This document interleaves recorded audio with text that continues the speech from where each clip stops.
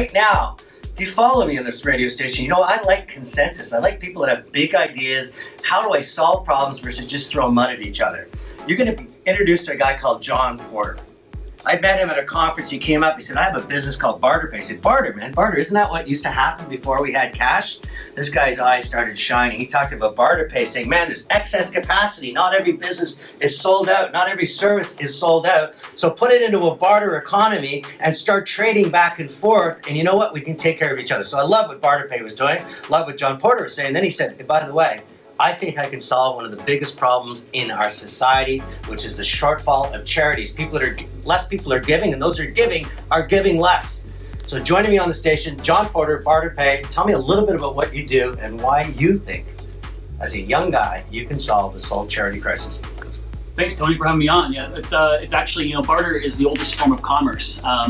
But the problem with barter is that for each party to win, both sides have to want what the other person has at the same time and at the same value. And that doesn't always line up. So it's called the double coincidence of wants. So we created this BarterPay system and economy where it now operates with a digital medium exchange called a trade dollar. So now businesses can offer their downtime or idle inventory onto the system. They can earn that barter credit, and then they can barter with anybody in the entire ecosystem versus the one-to-one barter.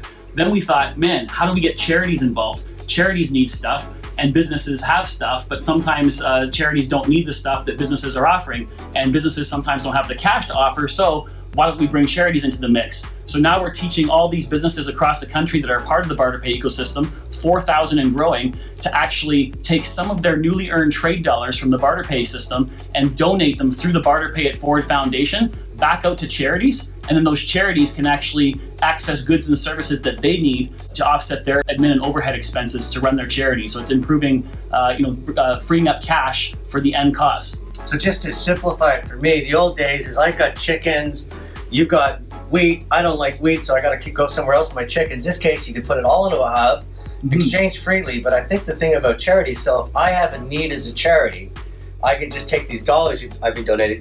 Can I give out a tax receipt for that? So we actually are a Canadian registered charity called the BarterPay It Forward Foundation. So what we do is we actually aggregate all the donations from our clients, all the trade dollars come into our central account. We actually issue all the receipts as a regular charity would to all of our business clients or per people that donate trade dollars. And then we gift them out to what's called qualified donees across the country. Right now we have 74 charities on board, and we're looking to grow that to 1,000 charities in our base. And how do the charities feel about it? Because it must be easier just to put a check in the bank. Oh, absolutely. But at the end of the day, there's a thing happening in society here, what's called the social deficit. It's kind of creeping up on us. And what that means is that the needs of the people, the community, is becoming greater, but the actual cash available is becoming less. Interesting.